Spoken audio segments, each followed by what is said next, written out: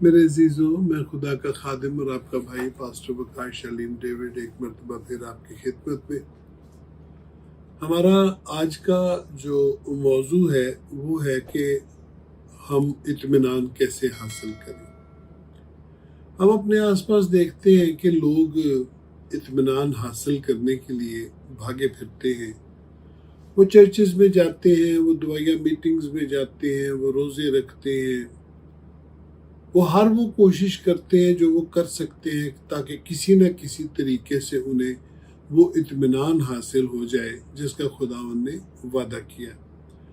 اور سب سے خاص بات یہ ہے کہ خداوند کا وعدہ بھی موجود ہے، لیکن اگر ہم لوگوں سے بات کریں تو ان کی اکثریت یہی کہتی ہے کہ باوجود سب کچھ کرنے کے، ہدیہ دینے کے، دہی یکی دینے کے، شکر گزاری دینے کے، سب کچھ کرنے کے باوجود ہمیں اس اطمینان کا تجربہ نہیں ہوتا، ہمیں وہ اطمینان حاصل نہیں ہوتا جس کا خداوند نے وعدہ کیا۔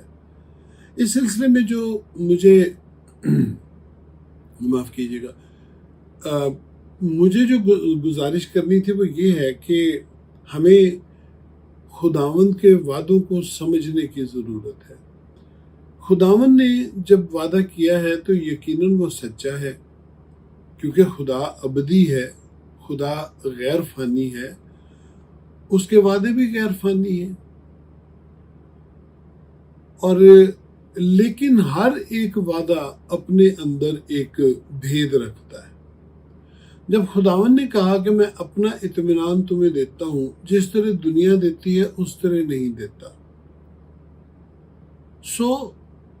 اس وعدے کے اندر جو بھید ہے وہ بھید ہے جو خداوند نے کہا کہ پہلے آسمان کی بادشاہی تلاش کرو تو یہ سب چیزیں تمہیں مل جائیں گی۔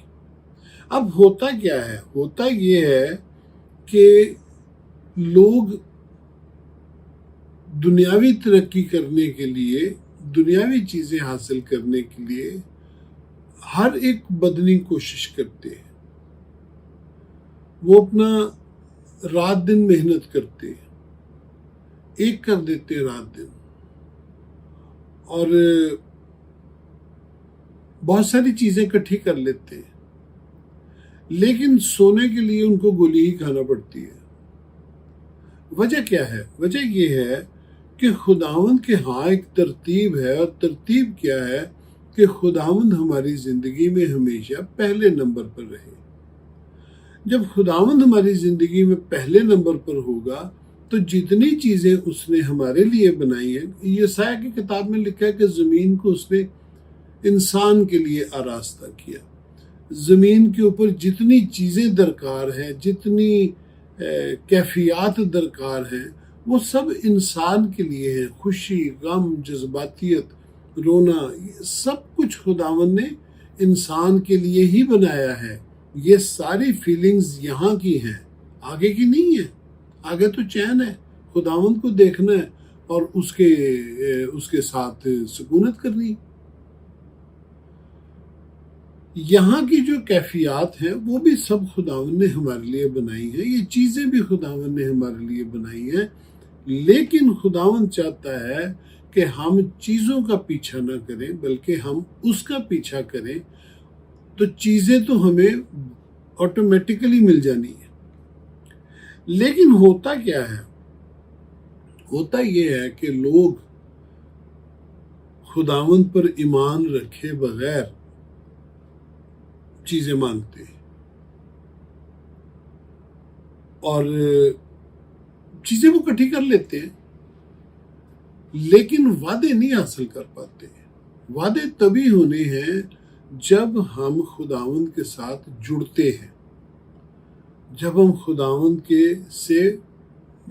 ساتھ پیوست ہو جاتے ہیں۔ جیسے خداوند نے انگور کے درخت اور اس کی ڈالی کی مثال دی، اگر ہم اپنی زندگی میں فوق الفطرت وعدے پورے ہوتے ہوئے دیکھنا چاہتے ہیں، اپنی اولاد، اپنی نسل میں ہوتے ہوئے دیکھنا چاہتے ہیں، تو پھر ہمیں دنیاوی چیزوں سے ہٹ کے روحانیت کی طرف جانا ہے۔ مسیحیت جو ہے یہ جسمانیت سے روحانیت کا سفر ہے۔ آپ کا کیا خیال ہے کہ ایک ایسا مسیحی جو صرف نام کا مسیحی ہے، خداوند اس کو اپنی روحانی نعمتیں دے گا؟ یقیناً نہیں دے گا۔ چیزیں تو سب حاصل کر لیتے ہیں، جیسے کہ زبور میں لکھا ہے کہ بارش اور جو سورج ہے یہ ہر ایک کو حاصل ہے۔ یہ خدا کا عام فضل ہے جو اس نے اپنی تمام مخلوقات کو دیا ہے، کوئی مانے یا نہ مانے اس کو۔ لیکن جو خاص فضل ہے وعدے اس حصے میں ہے، اور ہم اس کو سمجھتے ہیں کہ یہ عام فضل میں شامل ہے۔ یہ عام فضل میں شامل نہیں ہے۔ حنا کو سیم النبی عام فضل کے تحت نہیں ملا تھا۔ یہ وہ بھید ہیں جو ہماری روحانی ترقی کے لیے کلام میں لکھے گئے ہیں۔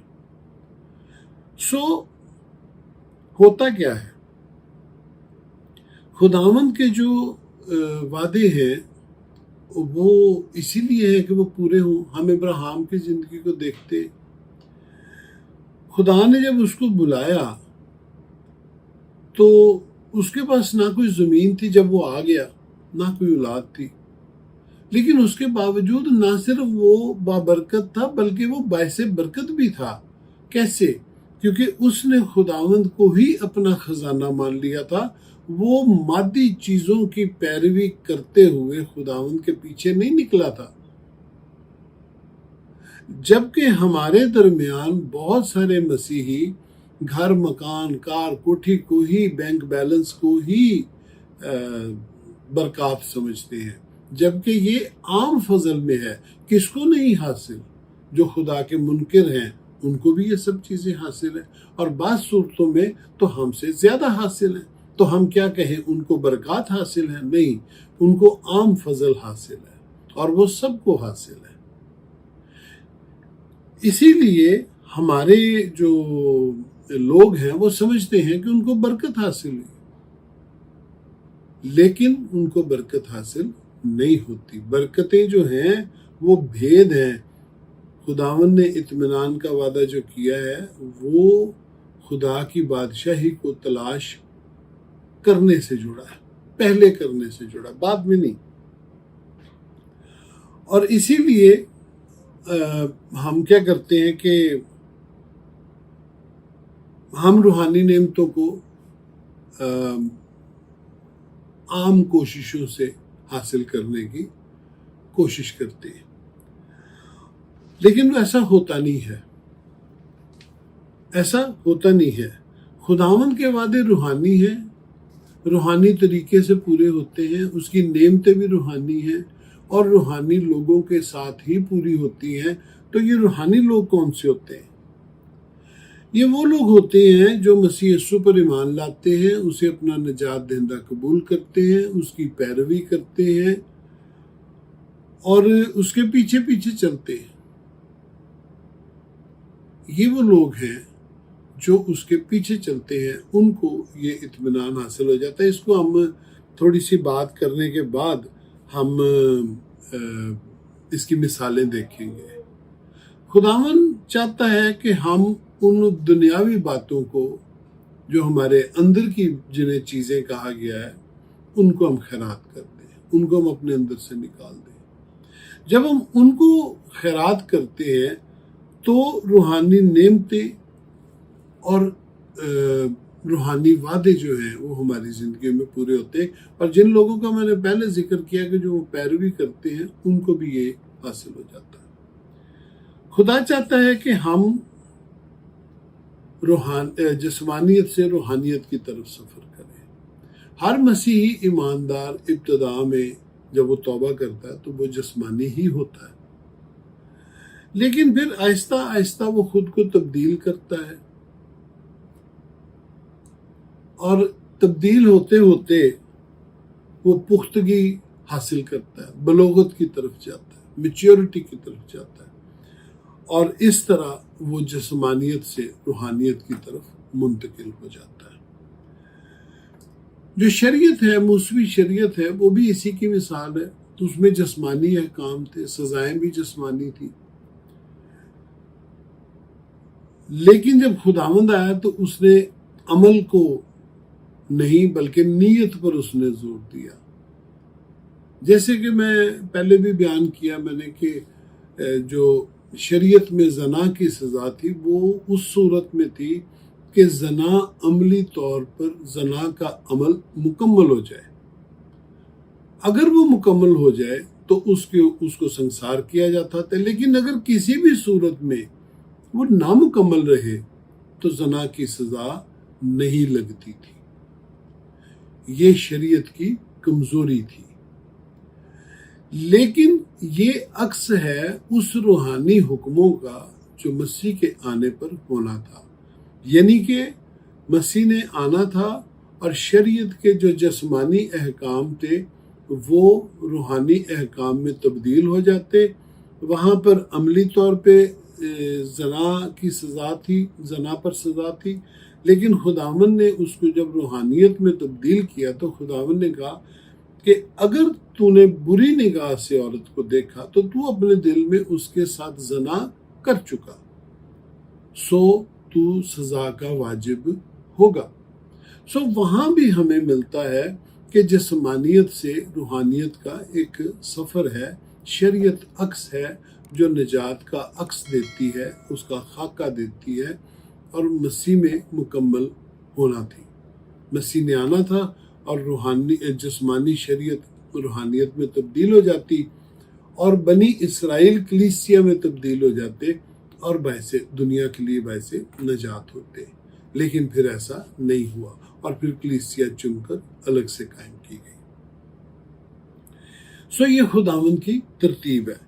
اب ہم اپنے اطمینان کی بات کرتے ہیں کہ ہمیں وہ اطمینان حاصل کیوں نہیں ہوتا جبکہ خداوند کا وعدہ بھی موجود ہے، ہماری کوششیں بھی موجود ہیں، اور لیکن وہ حاصل نہیں ہوتا. اس کی وجہ کیا ہے؟ اس کی وجہ یہ ہے کہ ہم جسمانیت سے روحانیت کی طرف سفر نہیں کرتے، ہم تبدیل نہیں ہوتے. ہم توبہ کرتے ہیں چند دن کے لیے، ہماری جو رفاقتیں ہیں، ہماری عادتیں ہیں، وہ چند دن کے لیے تبدیل ہوتی ہیں، لیکن اس کے بعد ہم پھر واپس انہی عادتوں میں چلے جاتے ہیں. ہماری رفاقتیں بھی وہی رہتی ہیں، ہماری عادتیں بھی وہی رہتی ہیں. ہم جن لوگوں کے ساتھ ملتے ہیں وہ جھوٹ بولتے ہیں، وہ جھگڑا کرتے ہیں، وہ لڑائیاں کرتے، اور اس کے بعد ہم بھی جھوٹ بولنا شروع ہو جاتے ہیں، ہم بھی جھگڑے کرنا شروع ہو جاتے ہیں، غیبت کرتے ہیں، نفاق ڈالتے ہیں، خاندان ٹوٹ جاتے ہیں. اور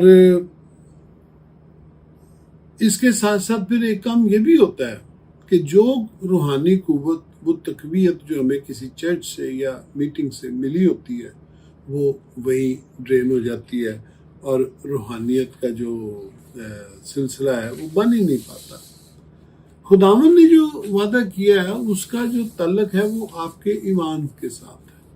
آپ کا ایمان کیا ہے؟ آپ کا ایمان کے معنی ہے آپ کا خداوند پر بھروسہ. آپ خداوند پر کتنا بھروسہ کرتے ہیں، آپ خداوند کے ساتھ کتنے جڑے رہتے ہیں. حالات خراب سے خراب تر ہو سکتے ہیں، صحت خراب سے خراب تر ہو سکتی ہے، لیکن آپ کس کے پاس جائیں گے؟ یہ نہایت اہم بات ہے. میں اکثر کشتی کے واقعے کو جو مرکز کی انجیل میں بیان ہوا ہے میں اس کا اکثر ذکر کرتا ہوں. مجھے وہ بہت فیسینیٹ کرتا ہے. کلام میں لکھا ہے کہ جھیل میں طوفان آیا، کشتی پانی سے بھری جاتی تھی، اور جو شاگرد تھے ان کو لگا کہ اب وہ مر جائیں گے اور اب وہ نہیں بچیں گے. اور فوری طور پر تو ان کو یہ بھی بھول گیا کہ خداوند کشتی میں ہی موجود ہے. وہ اپنی کوششوں میں لگے، لیکن جب ناکام ہوئے تو ان کو پھر یاد آیا اور وہ خداوند کے پاس گئے، اور خداوند نے اٹھ کر ہوا اور پانی کو ڈانٹا. اور لکھا کہ ایک سیکنڈ میں، ایک لمحے میں، ایک لمحے کے 1000ویں حصے میں بڑا امن ہوا. کیسے؟ جو لوگ پانیوں پر سفر کرتے ہیں وہ بتاتے ہیں کہ جب طوفان آتا ہے تو گھنٹوں لگتے ہیں اس کو ختم ہونے میں. ہوا آہستہ آہستہ کم ہوتی ہے، پانی کا تلاطم آہستہ آہستہ کم ہوتا ہے اور وہ ختم ہوتا ہے.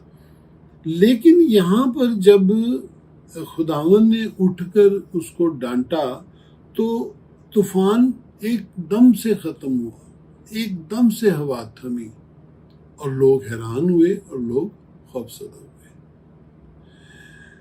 اچھا،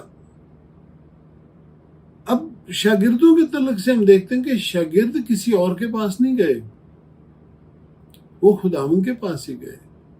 ہم تو دیکھتے ہیں نا کہ ہمارے لوگوں میں اگر دعا قبول نہیں ہوئی، ضرورت قبول نہیں ہوئی، تو وہ دوسرے پادری صاحب کے پاس چلے جاتے، پھر کسی اور خادم کے پاس چلے جاتے، پھر کسی اور کے پاس چلے، اور اسی طرح خادم بدلتے بدلتے اپنی ضرورتوں کے پیچھے وہ کسی نہ کسی دن کسی پیر فقیر کے پاس بھی چلے جاتے ہیں، اور ان کے ایمان کا جہاز ڈوب جاتا ہے. کیوں؟ کیونکہ وہ دنیاوی چیزوں کے لیے بھاگ دوڑ کر رہے ہیں. وہ ضرورت سے آہستہ آہستہ لالچ کی طرف چلے جاتے ہیں، جس کے لیے کلام میں لکھا ہے کہ لالچ جو ہے وہ بت پرستی کے برابر ہے، کیونکہ چیزیں ہی خدا بن جاتی ہیں. جو شاگرد تھے وہ اپنی مصیبت میں بھی خداوند کے پاس آئے اور خداوند سے انہوں نے درخواست کی. جو لوگ ہمارے درمیان، جو لوگ خداوند کے ساتھ جڑ جاتے ہیں، جو اس پر بھروسہ رکھتے ہیں، حالات کیسے بھی ہوں اس کے ساتھ جڑے رہتے ہیں اور وعدوں پر ایمان رکھتے ہیں، خداوند پر ایمان رکھتے ہیں، بھروسہ رکھتے ہیں کہ خداوند کا وعدہ ہے ضرور پورا ہوگا، آج نہیں تو کل ہوگا، کل نہیں تو پرسوں ہوگا اور ضرور ہوگا. جب وہ یہ اس طرح خداوند کے ساتھ جڑے رہتے ہیں تو ان کو اپنے دکھوں اور مصیبتوں سے بہت جلد رہائی حاصل ہو جاتی ہے. ان کو آسمان سے تقویت بھی دی جاتی ہے. اس کی ایک اور بھی وجہ ہے. ایسے لوگ جو ہیں جو ہر حال میں خداوند کے ساتھ جڑے رہتے ہیں، وہ اپنی رفاقت جو ہے وہ مقدسوں کے ساتھ رکھتے، ایمانداروں کے ساتھ رکھتے، اور اس کے بعد انہیں اس فوق الفطرت اطمینان کا تجربہ حاصل ہو جاتا ہے. آپ یوسف کی مثال کو دیکھیے، یعقوب کا بیٹا. باپ نے اس کو بھیجا کہ وہ جا کر اپنے بھائیوں کا احوال معلوم کرے، اور وہ جب ان کے پاس پہنچا تو وہ بھائی جو تھے وہ اس کے خوابوں کی وجہ سے اس سے حسد رکھتے تھے. پھر باپ اس کو بہت پیار کرتا تھا، باپ نے اس کو ایک بڑی کلرفل جیکٹ بھی بنوا کر دی تھی، کوٹ دیا تھا اس کو سلوا کے. تو ان ساری باتوں سے وہ اس کے ساتھ حسد رکھتے تھے. انہوں نے جب دیکھا کہ وہ آیا ہے تو انہوں نے پہلے تو اس کو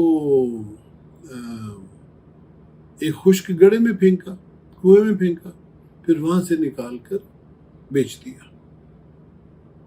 یہ کیسی دردناک کہانی ہے. ایک ایسا شخص جس کو اس کے بھائی ہی بیچ دے. اگر یہ واقعہ میرے اور آپ کے ساتھ ہوا ہوتا تو ہم شاید زندہ ہی نہیں رہتے، ہم اس دکھ کو برداشت ہی نہیں کر پاتے. لیکن یوسف کے تعلق سے ہم دیکھتے ہیں کہ وہ ایک نہیں 2 بار بکا، کیونکہ جب وہ غلاموں کی منڈی میں مصر پہنچا تو وہاں ایک مصری سردار نے اس کو خریدا اور وہ پھر پوطیفار کا غلام ہوا. وہاں پر اس کی بیوی جو تھی پوطیفار کی، اس نے اس کو راغب کیا کہ وہ اس کے ساتھ ہم بستر ہو. لیکن یوسف نے ایسا نہیں کیا. اگر وہ کرتا تو یقیناً اس گھر میں اس کے لیے بے شمار آسانیاں پیدا ہو جاتی. لیکن باوجود اس کے کہ وہ انتہائی دکھ کی کیفیت سے گزرا، اس کے بھائیوں نے اس کو بیچ دیا، وہ پھر آگے جا کے پھر بکا، اور جس گھر میں بکا وہاں بھی وہ غلام ہی تھا. اس کے باوجود آپ اس کے اطمینان کا اندازہ لگائیے کہ اس نے گناہ میں شریک ہونا نہیں مناسب سمجھا. اس نے جیل کاٹ لی، لیکن پوطیفار کی بیوی کے ساتھ وہ گناہ میں نہیں گرا. اور جیل میں بھی کیونکہ اس کا باطن جو ہے وہ خداوند کے ساتھ جڑا ہوا ہے، اور جو دنیاوی چیزیں ہیں وہ اس پر اثر انداز نہیں ہو پاتی اس کے ایمان پر، اس کے بھروسے پر، اس لیے خداوند نے پھر جیل میں بھی اس کو سرفرازی بخشی، اور پھر ہم دیکھتے ہیں کہ وہ مصر کا حاکم بنا۔ یوسف کے اطمینان نے، اس کے ایمان نے غیر قوموں میں خداوند کے نام کو چلا دیا۔ اس کے بعد ہم ایلیا کو دیکھتے ہیں۔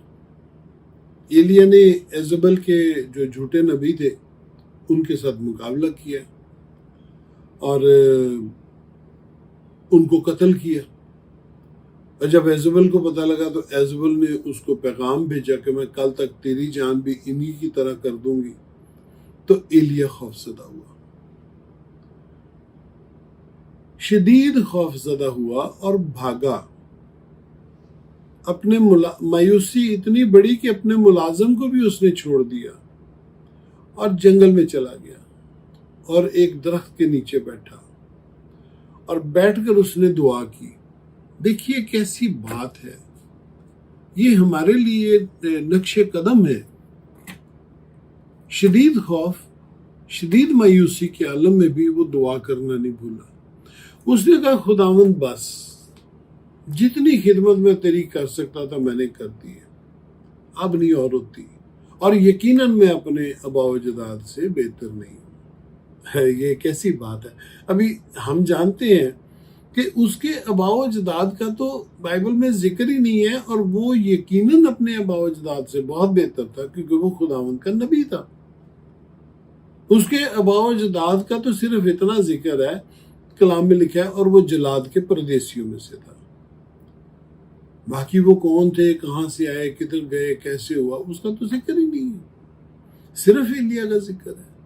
اور لکھا ہے کہ وہ کہیں اور نہیں گیا، دعا کرنے کے بعد وہ پھر کہیں اور نہیں گیا، وہیں سو گیا، اور جب سو گیا تو پھر ایک فرشتہ آیا، انگاروں پر بنی روٹی، من نہیں لے کر آیا، روٹی لے کر آیا جو نبی کو پسند تھی، جو انسان کھاتی ہے، اور پانی سراہی میں لایا کثرت سے پینے کے لیے، تھوڑا سا نہیں لایا، ایک کپ، ایک گلاس، 2 گلاس سراہی میں لایا، تاکہ خدا کا بندہ جو اس پر بھروسہ کرتا ہے کھانا بھی کھائے اور مرضی سے پانی بھی پیے۔ فلسطین میں تو پانی نہیں ملتا، فلسطین میں تو پانی ایک شدید نہیں، ایک نہایت قیمتی نعمت ہے،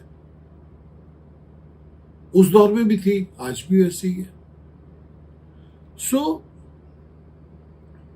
ایلیا جو ہے اس کا پھر آپ درجہ دیکھیے، اس نے جو یہ اطمینان حاصل کیا، اس اطمینان کا اس نے ایمان کا مظاہرہ کیا خداوند کے لیے، اس کے بعد کیا ہوا، وہ زندہ اٹھایا گیا۔ 2 ہی تو لوگ زندہ اٹھائے گئے ہیں، ایک ہنوک اور ایک ایلیا، یہ ان کے درجات ہیں۔ اس کے بعد ہم دیکھتے ہیں ابھی یہ اپنے کیا کہتے ہیں، یہ تو تھوڑے عرصے پہلے کی بات ہے، سادھو سندر سنگھ کی۔ سادھو جی ایک سکھ گھرانے سے تعلق رکھتے تھے، انہوں نے خداوند کو قبول کر لیا۔ جب خداوند کو قبول کر لیا، انہوں نے خداوند کو دیکھا تھا، خداوند نے ان سے باتیں بھی کی تھی۔ ان کے باپ کو بڑا رنج تھا کہ ان کے بیٹے نے مسیحیت کو قبول کر لیا، اور سادھو جی ایک دن اپنے والد کو ملنے آئے، وہ اکثر آتے رہتے تھے اپنے والد کو ملنے، تو انہوں نے ان کے والد نے سادھو جی کو کھانے میں زہر دے دیا، سادھو جی کو نہیں پتہ چلا۔ سادھو جی جب وہاں سے رخصت ہوئے، ٹرین میں بیٹھے، ٹرین کچھ دور چلی گئی، پھر سادھو جی کو وامٹنگ ہوئی، خون کی الٹی آئی، تب ان کو پتہ لگا کہ باپ نے ان کو زہر دے دیا۔ اس کے بعد وہ ہاسپٹل پہنچ جائے گئے، 6 ماہ وہاں، وہ اپنی کتاب میں لکھتے ہیں کہ وہ 6 ماہ وہاں پر زیر علاج رہے۔ جب ٹھیک ہوئے تو پھر واپس اپنے باپ کے پاس آئے، بدلہ لینے نہیں بلکہ خداوند سے متعارف کرانے کے لیے۔ باپ کے ساتھ انہوں نے واپس آ کے کوئی گلہ نہیں کیا، کوئی شکوہ نہیں کیا کہ آپ نے یہ میرے ساتھ کیا کیا، کون اپنی اولاد کے ساتھ ایسے کرتا ہے، نہیں کیا، بلکہ ان کے اطمینان نے ان کے باپ کو حیران کر دیا، اور ان کا باپ جو تھا اس نے خدا ان کو قبول کیا بیٹے کے وسیلے۔ یہ وہ اطمینان کی باتیں ہیں جو ہماری کلیسیا کا ترہ امتیاز ہے۔ ہماری کلیسیا جو ہے شروع سے، ابتدائی کلیسیا سے لے کے آج تک، اطمینان اور محبت یہ ہمارا فخر ہے، ہماری پرائیڈ ہے کہ ہمیں یہ تعلیم دی گئی ہے اور ہم یہ کرتے ہیں۔ آپ پولس رسول کی مثال دیکھیے کہ جب اس کو شہید کیا گیا، اس کو گلوٹن سے اس کا سر کاٹا گیا، تو جب اس کا سر کٹ کے گرا تو اچھلا، 3 دفعہ اچھلا، اور تینوں دفعہ آواز آئی یسوع۔ آپ نے کبھی غور کیا؟ میں اکثر اس کے اوپر سوچتا ہوں کہ وہ خداوند میں کتنا مگن تھا۔ اس کا انہوں نے سر رکھا کہ کاٹا جائے گا، اوپر سے بلیڈ چھوڑا جائے گا اور وہ کٹ کے گرے گا، لیکن رسول جو ہے وہ خداوند میں کتنا مگن ہے، اس کو اس چیز سے کچھ تعلق نہیں ہے کہ اب وہ مرے گا کہ جیے گا، وہ زندہ رہ سکتا تھا۔ رومیوں نے اس کو آپشن دی تھی، انہوں نے اس سے کہا تھا کہ وہ یسوع نام پر لعنت کرے اور زندہ رہے، لیکن مقدس رسول نے اس کا چناؤ نہیں کیا، وہ خداوند میں مگن رہا، حتیٰ کہ اس کا سر کٹ کے 3 جگہ گرا اور تینوں دفعہ آواز آئی یسوع، اور وہاں سے چشمے پھوٹے جو آج بھی ہیں۔ پولس رسول اس سے پہلے کہ اس کا سر کاٹا جاتا، اس کو شہید کیا جاتا، دوسرے کرنتھیوں میں وہ اپنی مشکلات کا ذکر کرتا ہے، اپنی آزمائشوں کا ذکر کرتا ہے۔ وہ کہتا ہے کہ میں بھوک کی حالت میں، ننگے پن کی حالت میں، بھائیوں سے خطروں میں، غیروں سے خطروں میں، ایک دفعہ جہاز ٹوٹنے کی مصیبت میں پڑا، 1 دن اور 1 رات سمندر میں کاٹا، اور وہ اپنی ساری مشکلات کا ذکر کرتا ہے، اور وہ اس لیے کرتا ہے تاکہ ہم جانیں کہ اس سے پہلے کہ شہادت کا وقت قریب آئے، اس سے پہلے یہ مشکلات ہمیں ٹرین کرتی ہیں کہ جب وہ وقت آئے گا تو ہمارا رویہ کیسا ہوگا۔ سب کچھ آنن فانن نہیں ہوتا۔ پولس رسول اپنی شروع کی مشکلات پہ آہستہ آہستہ قابو پاتے پاتے اتنا بالغ ہو گیا، اتنا میچور ہو گیا کہ جب اس کا سر کاٹا گیا تو وہ اس نے اپنے لیے واویلا نہیں کیا کہ مجھے چھوڑ دو، مجھے جانے دو۔ ہم کیا کرتے ہیں؟ ہمیں سے تو بہت سارے لوگ سچے جھوٹے اسائلم لے کے باہر چلے جاتے ہیں۔ کتنے ہیں جو اس طرح کے آزمائشوں کو مقابلہ کرتے ہیں اور اسائلم نہیں لیتے؟ بہت سے ہیں، ان کا ذکر ہی نہیں ہوتا۔ لیکن جو اسائلم لے کے باہر بیٹھے ہیں، انہوں نے تو کچھ بھی نہیں بھگتا۔ کتنوں نے بھگتا؟ جان دینے تک وفادار رہ تو میں تجھے زندگی کا تاج دوں گا، اس سے پہلے تو خداوند اطمینان دیتا ہے۔ جان دینے تک وفادار رہنے والی جو حالت ہے، وہ جب تک ہم اس کے لیے پریپیئرڈ نہیں ہوتے، جب بھوک کی حالت میں، فاقے کی حالت میں، ننگے پن کی حالت میں پولس رسول خداوند کو نہیں چھوڑتا، تو ہی وہ اس لائق ہو جاتا ہے کہ پھر شہادت کے وقت خداوند کے نام کو جلال ملے۔ ایک بات جو بڑی خاص ہے وہ ہے رومیو کے خط میں پولس رسول کی ایک لکھی ہوئی آیت. وہ کہتا ہے اب ہمیں مسیح کی محبت سے کون سی چیز جدا کرے گی؟ نہ کال، نہ وبا، نہ تنگی، نہ تلوار، نہ موت، نہ حال کی چیزیں، نہ استقبال کی چیزیں. اور میرے عزیزو دیکھیے کہ وہ زندگی کی ہر آزمائش پر غالب آتے آتے موت پر بھی غالب آیا. اس نے شہادت اختیار کی، خوشی سے کی، اور یہ آیت اس کی زندگی میں پوری ہو گئی. کوئی چیز اس کو مسیح کی محبت سے جدا نہیں کر سکی. اب آخر میں مجھے بات کرنی ہے کہ ہمارے اپنے مسائل ہوں یا ہمارے بچوں کے مسائل ہوں، ہمارے خاندان کے مسائل ہوں، ہمیں یہ خداوند سے جدا نہ کرنے پائے. اگر آپ کو اطمینان حاصل کرنا ہے، آپ کو سکون حاصل کرنا ہے، فوق الفطرت سکون، جو وہ اطمینان جس کا خداوند نے وعدہ کیا ہے، تو خداوند سے جڑے رہیں، ہر حالت میں جڑے رہیں. خود کو جوڑنا سکھائیں، خود کو پرسکون رکھنا سیکھیں، خود کو باور کرائیں کہ جب لڑائی ہوگی میں نہیں لڑوں گا، جب مجھے کوئی گالی دے گا میں جواب میں گالی نہیں دوں گا، میں جھوٹ نہیں بولوں گا، میں غیبت نہیں کروں گا، میں برے لوگوں کے ساتھ نہیں اٹھوں گا، نہیں بیٹھوں گا، نہیں چلوں گا ان کے ساتھ. جب آپ ایسا کریں گے پھر آپ کو تقویت دی جائے گی، اور جب آپ کو تقویت دی جائے گی تو پھر آپ کو خداوند کے اس اطمینان کا بھی تجربہ حاصل ہو جائے گا جو خداوند کی طرف سے آتا ہے. اس کے بعد پھر آپ کی گواہی بنے گی،